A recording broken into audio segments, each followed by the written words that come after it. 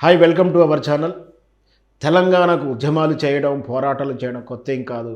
అందున నల్లగొండ జిల్లా నీలగిరి కొండలకు కొత్త ఏం కాదు. సాయుధ పోరాటం పుట్టింది నల్లగొండ జిల్లాలో నీలగిరి గుట్టల్లో. రాచకొండ గుట్టల్లో పుట్టిన వీరుల గాథలెన్నో మనందరికీ తెలుసు. తెలంగాణ ఉద్యమకారులు, సాహితీ వీరులు ఎందరో తెలుసు. మళ్ళీ ఇప్పుడు మలిదశ ఉద్యమం తర్వాత తెలంగాణ పోరాటంలో నల్లగొండ కీలకం కాకపోతుందా అంటే అవుననే సమాధానం చెప్పొచ్చు. కాంగ్రెస్ పార్టీ రేవంత్ రెడ్డి తీసుకున్నటువంటి జలవనరుల మేనేజ్మెంట్ మీదటువంటి హక్కుని కేంద్రం చేతిలో పెట్టడాన్ని, తెలంగాణ ప్రభుత్వం హక్కును కోల్పోయినటువంటి తీసుకున్నటువంటి నిర్ణయాన్ని ప్రశ్నిస్తూ కృష్ణా మిగులు జలాలపై హక్కుల కోసం పోరాడుతూ నల్గొండ జిల్లా వేదిక కాబోతుంది. రేపు ఫిబ్రవరి 13వ తారీఖు నాడు కేసీఆర్ గారు నల్లగొండలలో బహిరంగ సభ నిర్వహించదలుచుకున్నారంటూ కూడా తెలుస్తుంది. కేసీఆర్ బహిరంగ సభ నేపథ్యంలోనే ఎన్నడూ లేనటువంటి 162 సంవత్సరాల కిందటి బ్రిటిష్ చట్టాలని దులిపి పోలీస్ చట్టం అమలు చేస్తుంది నల్గొండ జిల్లాలో.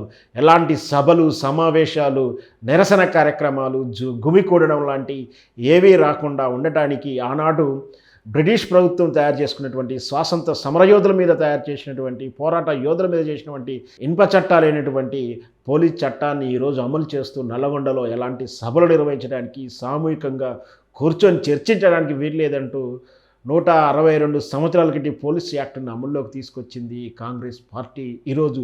ఆ రోజైతే ఏ కాంగ్రెస్ పార్టీ దేశ స్వాతంత్రం కోసం పోరాడుతుంటే బ్రిటిష్ వాళ్ళు చేసిన చట్టాలని ఈరోజు అదే ఆ స్థానంలో అధికార పీఠంలో అదే కాంగ్రెస్ ఉంటే ఈరోజు పోరాటం చేయబోతున్నటువంటి నల్గొండ బిడ్డల మీద, తెలంగాణ ఉద్యమకారుల మీద ఈ పోలీస్ చట్టాలు అమలు చేయాలని కాంగ్రెస్ భావించడం నిజంగా దురదృష్టకరం.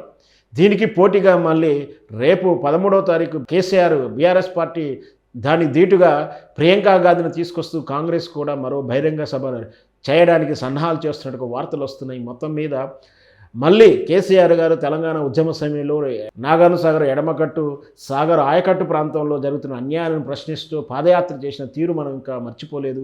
ఆ ఉద్యమ స్ఫూర్తి, ఆ రోజు ఉద్యమంలో ఆ ఎడమకాలు మధ్య జరుగుతున్న అన్యాయంగా ప్రశ్న చేసిన ప్రధాన పాదయాత్ర ఏ విధంగా కీలక మలుపు తిరుగుతూ తెలంగాణ ఉద్యమాన్ని ఉవ్వెత్తున ఎగిసిపడటానికి కారణమైనటువంటి ఆ తెలంగాణ ఉద్యమ తీరు, ఆ నల్లగొండ జిల్లా ఉద్యమ తీరు మళ్ళీ ఈరోజు కేసీఆర్ గారు మళ్ళీ ఎడమగట్టు విషయంలో కానీ, కృష్ణా మిగులు జలాల విషయంలో కాంగ్రెస్ రేవంత్ రెడ్డి తీసుకున్న నిర్ణయాలు వ్యతిరేకిస్తూ మళ్ళీ ప్రజాపాట పడుతూ ఉద్యమం తీరు ప్రారంభిస్తున్నారు.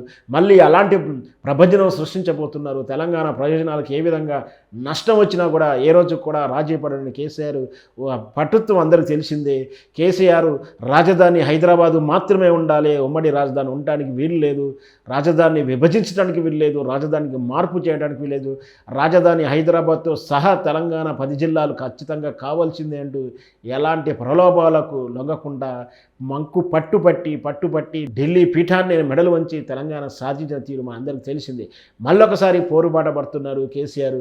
మళ్ళీ ఎవరైతే తెలంగాణ ప్రయోజనాలకు దెబ్బతీసేలా కుట్రలు చేస్తారో ఖచ్చితంగా వాళ్ళకు తగిన గుణపాఠం చెప్పబోతుంది. దానికి నల్లగొండ జిల్లా వేదిక కాబోతుంది.